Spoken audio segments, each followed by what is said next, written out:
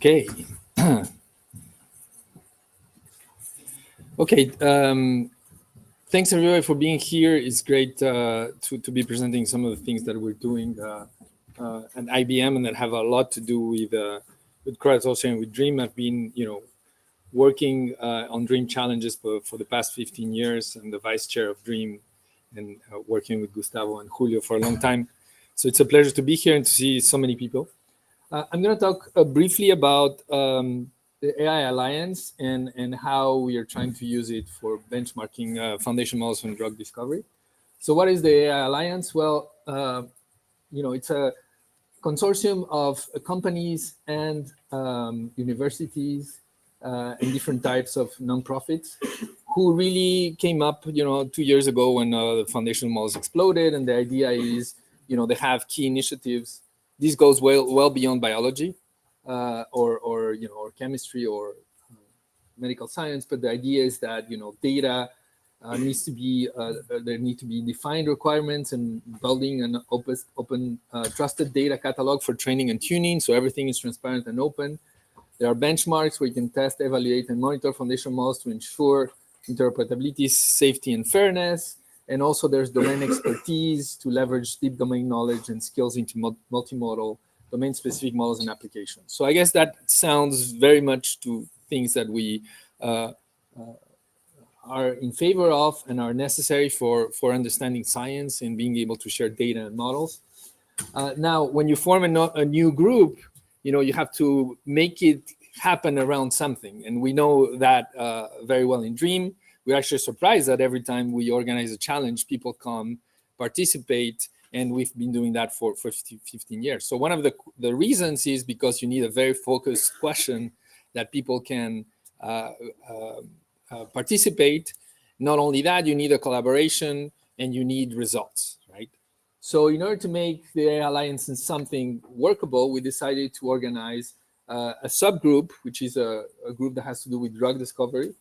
And in order to organize a subgroup, you need a meeting, just like here. And so last year we organized a meeting where about 160 people came to Boston, where we were discussing things that are actually pretty similar to what we're discussing today. Around foundation models and drug discovery. But really what you need are models and problems to solve them. And so here are just 4 examples of models that were recently made public with the code, open sourced, and with the papers. All these models are from IBM, from our groups, focused on the 4 topics that we think are very important for drug discovery. I'll talk briefly about the models. But basically, Melon is focused on molecules. Mammal can do multiple tasks. It's a T5 architecture, so you can do both molecules, but also gene expression prediction. BFM RNA is a specific single-cell transcriptional model, and BFM DNA, which focuses on DNA, a little bit how of the things that Anshul was describing. So the models have kind of different architectures and try to cover, both the space of molecules and the space of biology. And really, one of the questions that I wanted to try to ask is a question that Gustavo posed: is how do we advance the benchmarking agenda, and what is the benchmarking agenda? And so in a way, I think that we can summarize that in 3 things. First of all, well, you have to share models. Make models available and in a certain way that they're usable, and I'll give an example of that. The second is you have to use the models. Ourselves, the people that develop the models, have to show that their models work in specific conditions. Of course, it's great when people use the models, like Anshul was showing, using the foundation models for specific tasks, where in general, they seem to be underperforming. Depending, with how much data you fine tune, etc. And also, it's very nice when, like what Maria was showing, the metric is also very important, right? So both things, how you implement the model, how you use it, and what the metric is. And third, I think that's also very important, and I think it was also discussed today, is how to generate new benchmarks, right? The important thing is not only if you want, general benchmarks that exist for foundation models, but specific ones that are the ones that are actually important and where you may actually really see the difference or the lack of advantage of foundation models. So these are the 3 points I want to briefly illustrate with the models that we have developed. So shared models. I think it's really important to make models available so that people can use.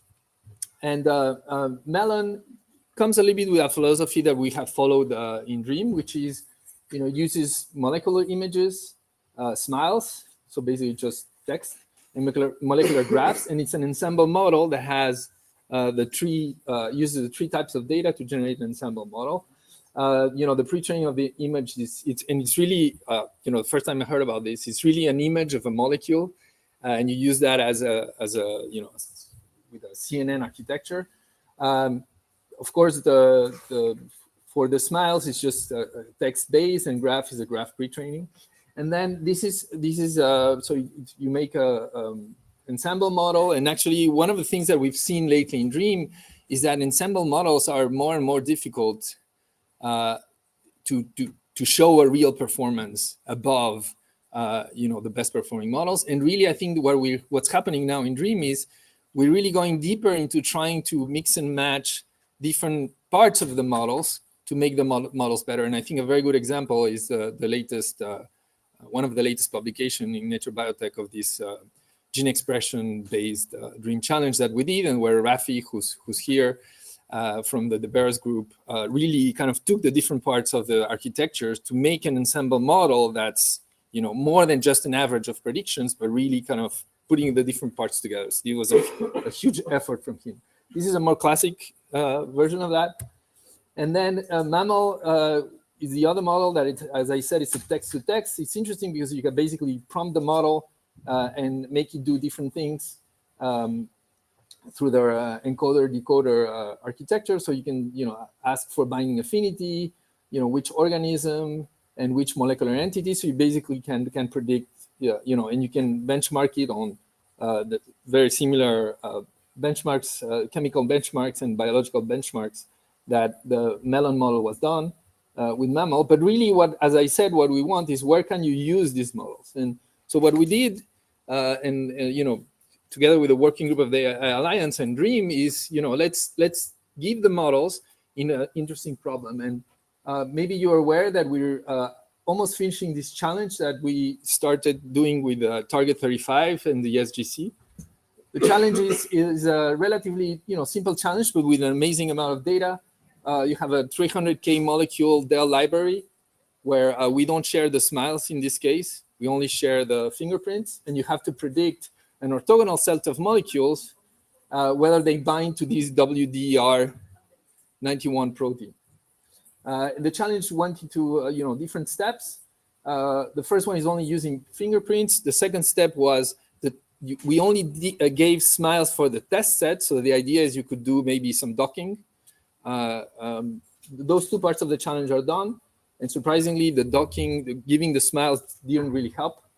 And so for this challenge, we gave the link to the participants for the models, and we asked them to see if they could use it. So I think that's the first idea I wanted to share, is organize a challenge where foundation models are given to participants. And we know in DREAM that if you give a model to someone, especially students and people that are very active and want to develop that, they do use it. So I think that's the first step. Have an interesting problem and suggest some models to be used. The other is implement our own models. And of course, I cannot implement my models in DREAM challenges because I can't wear 2 hats. That becomes a white box that's not the type of white boxes that we want. And so what we're doing is right now our team at IBM is implementing our BMF mRNA transcription model I'm sure everybody knows about this virtual cell challenge, which Anshul rightly pointed. Why is it a virtual cell? It's just a perturbation, right? You just have a set of perturbations, but it's really a great challenge. We're actually jealous because we've been thinking of organizing something like that. I think there's going to be a lot of space for these types of challenges. But just on my second example, our team is participating in that, and this is also a way of showing how your models work. Finally, the third is generate new benchmarks. And this has to do with, the animation left, but it doesn't matter. This is a model that we just published last week, and I just shared the links today because now The code is working, everything is working. I would like people to use it. The idea is we did something a little bit different. We got inspired by SNP2VEC. And what we wanted is to train a DNA-based model that used just mask language, the same thing, but that inherently knows where SNPs are. And so SNPs, whenever there's a SNP, we change it with a Chinese character. We also include deletions and insertions because we think they're important. And so we train the model to try to recognize these SNPs represented as Chinese characters. So in a way, it's a DNA-based model that not only has ATCNGs or tokens representing combinations of TCIGs, but the tokens also have Chinese characters that represent the SNPs. And if you can see in the benchmarks up there, we're close to DNA BERT on all these different fine-tuning tasks. We actually added a couple. We added the MPRA predictions, and we also added a SNP2 disease, which we think is a very interesting task. So you see we're close, but what's really interesting, if you see the two last columns, is the version of our model that only uses the reference model is worse than the version that uses the SNP model, right? For all the tasks, basically. And I think that's a very important point. Now, in all the things that I'm showing you there, the input is only DNA, is not DNA with Chinese character. And so my last point is we need help for finding, transforming the reference sequences, into sequences that have Chinese characters. And I don't know why it's not appearing, but basically imagine a sequence that's the same, but with Chinese characters. And we also need help for trying to understand what the correct negative class for example, a promoter classification is, right? In this case, what they do is they take the promoter, they take chunks of 12 base pairs, they randomize the 12 base pairs, and they say that's the negative class for the promoter. Okay, our problem is, I just missed all my slides, I don't know what happened. Okay, our problem is how do you impute SNPs in that negative class? Do you just impute random SNPs? Do you impute the SNPs that align exactly to the places where there's only negatives? Or what else can you do? And so what we show, and I don't know what happened with my slide, but basically if you input SNPs randomly, your model does better. So in a way, it is seeing the differences. And the most, I think, shocking example is we created a new negative task, which is just the positive promoter where you randomize SNPs. And when you do that, your model does much better if you pre-train it than with a model that's not pre-trained. So in a sense, it's really learning when the SNPs are, and we think that there's more applications for that. And what we want is for you to suggest, to take the code and suggest what other fine-tuning applications could be interesting. Okay, I'm done. This is the acknowledgement slide. My life is divided between IBM and Dream, but we want to make them together, and maybe the AI Alliance will help for that. Thank you if you have any questions.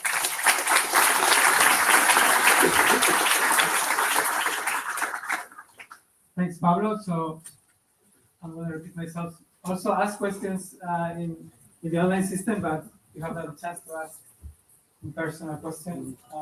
So with Mr. Felix.